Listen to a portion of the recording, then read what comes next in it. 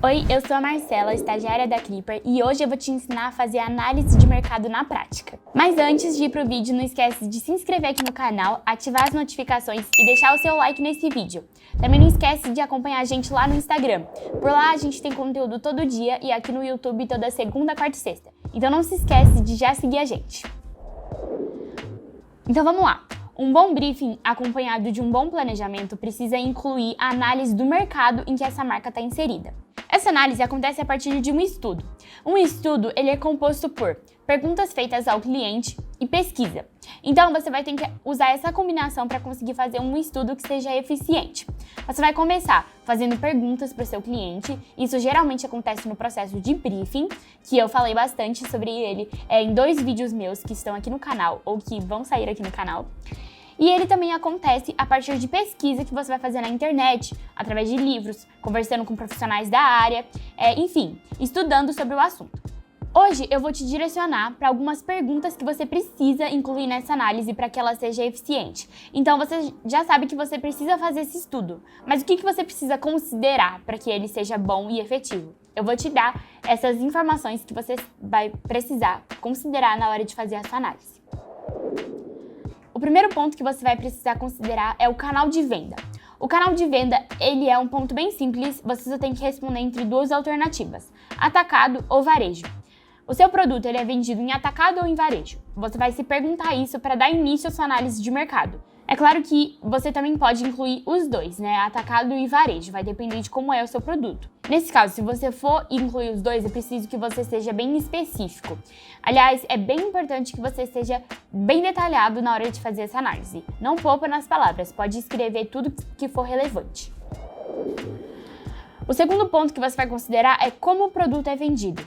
Então ele pode ser vendido em unidade, pacotes, grandes quantidades, varejo, tradicional, autosserviço, distribuidores exclusivos, revendas, enfim, você vai encontrar o método que ele é vendido e você vai responder essa pergunta. Vamos pensar no exemplo de uma sorveteria. O produto principal é um sorvete de pote. Então, ele vai ser vendido. Como que esse produto é vendido? Ele é vendido em pote, nas unidades dessa sorveteria, então nas lojas físicas dessa sorveteria, por atacado ou pelo varejo tradicional. Tá vendo que eu dei várias informações referentes à forma que esse produto é vendido?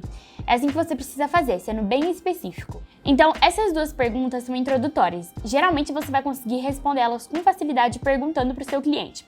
Agora, as próximas perguntas que eu vou te falar, elas vão exigir pesquisa, porque na maior parte dos casos, o seu cliente sabe sim sobre o negócio dele, mas talvez ele não saiba te falar em números exatos, ele não sabe te falar em quantidades, então você vai precisar pesquisar para conseguir ter esses valores. Começando pelo tamanho do mercado. O tamanho do mercado ele pode ser medido de várias formas. Vai depender do seu negócio. Então, por exemplo, voltando na questão da sorveteria. Como que eu consigo quantificar o tamanho do mercado de uma sorveteria? Pensando em quanto de reais ela movimenta por ano, por exemplo. Então, você vai pesquisar, o seu cliente ele pode até saber essa informação, mas é mais raro. Então, você vai pesquisar, bom, quanto é que, que as sorveterias no Brasil elas têm o valor geral de vendas? Ou como é que funciona no estado de São Paulo? Qual é o tanto de reais que o mercado de sorvetes movimenta em São Paulo? De novo, é importante que você seja bem específico. Então, se você conseguir dados sobre a sua cidade, sobre a região que seu cliente atua, é ainda melhor. Às vezes, você não vai conseguir achar esses dados na internet. Se você tiver a possibilidade de fazer pesquisas, realmente ir em lugares ou falar com instituições que possam te dar esse dado, é mais interessante. Mas às vezes você precisa ser mais dinâmico, ser mais rápido. Então você pode só fazer algumas pesquisas e tentar encontrar dados que possam responder essa pergunta. A próxima pergunta que você vai fazer é sobre as influências e atitudes do atacado e do varejo. Então, existe um padrão ou uma influência, né, que pode ser seguida dentro do atacado ou do varejo. Aqui você vai tentar responder como é que essa compra ela é influenciada, através de qual forma essa compra é influenciada. Então, pensando de novo no caso dos sorvetes. O sorvete de pote, ele geralmente é comprado em 10 unidades, no caso do varejo, ou ele é comprado uma unidade só? Uma única unidade. Então, essa pode ser uma influência que o mercado de varejo vai fazer sobre aquele produto. Então, você consegue ir respondendo. Agora, por exemplo, no caso do atacado, ele vai ser comprado em uma unidade só? Não. Então você vai se perguntar a respeito de como é o funcionamento do atacado e do varejo daquele setor específico da marca que você está analisando. Depois você vai ver as tendências das vendas. Então, na parte de tendências, você vai trabalhar muito com a sazonalidade. Então você vai se perguntar, existe alguma época do ano que esse produto é mais vendido? E por quê? Existe alguma época do mês que esse produto é mais vendido? E por quê também? Existe algum evento que faz esse produto ser mais vendido? Ou existe alguma data específica que vai fazer as vendas serem impulsionadas? Você vai pesquisar a respeito dessas informações. Depois das tendências de venda, você vai se perguntar sobre as tendências regionais, sazonais e demográficas. As regionais, elas são referentes a como um ponto geográfico pode ser uma tendência para aquele mercado. As sazonais, elas estão referentes a uma época, então pode ser uma data, um mês, uma temporada do ano. E as demográficas, elas são referentes à idade, sexo, raça, nível de escolaridade, nível de renda, ocupação.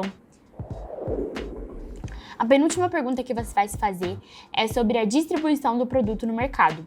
Então você vai analisar se ele é distribuído apenas em unidades daquela loja, né, em unidades físicas da empresa, se ele tem um e-commerce, se ele é vendido por revendedores, como é que ele é distribuído em relação ao setor dele. Pensando de novo no exemplo da sorveteria. No caso dessa marca que a gente está pensando, esse sorvete em pote, ele poderia estar sendo vendido somente nas unidades físicas daquela loja. E isso é como ele está distribuído. Por fim, você vai analisar a organização do mercado. A organização do mercado, ela é referente aos portes das empresas. Então aqui você vai entender se o mercado ele é caracterizado por empresas de grande porte, ou se ele é caracterizado por empresas de médio porte, de pequeno porte, ou por empresas de grande e médio porte, ou por microempresas, ou por empreendedores autônomos. Como é que esse mercado está organizado em termos de tamanho?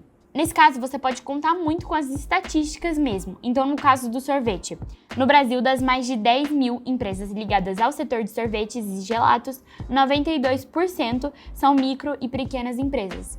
Então, essa é a organização do mercado de sorvete aqui no Brasil. Aí, de novo, essa é uma informação primeira, né? Uma das principais informações sobre essa organização, mas você pode ser bem detalhado. Então, se você conseguir estatísticas referentes ao seu estado, a região que você atua, é bem melhor. Também é importante considerar aqui na organização de mercado a variedade de opções que aquele produto tem. Então, por exemplo, no caso do mercado de sorvetes, você vai ter várias opções. Você vai ter picolé, sorvete de pote, sorvete daqueles potes menores, gelato. Agora, pensando em uma cidade pequena, por exemplo, e pensando referente a um curso técnico, por exemplo, você vai ter talvez uma opção só daquele curso. Então é importante que você especifique isso também aqui na organização de mercado.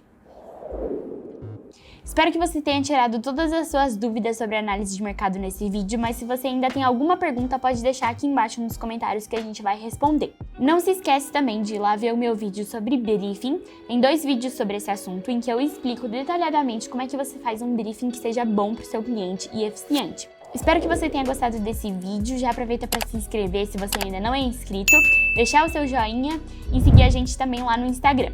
Até mais!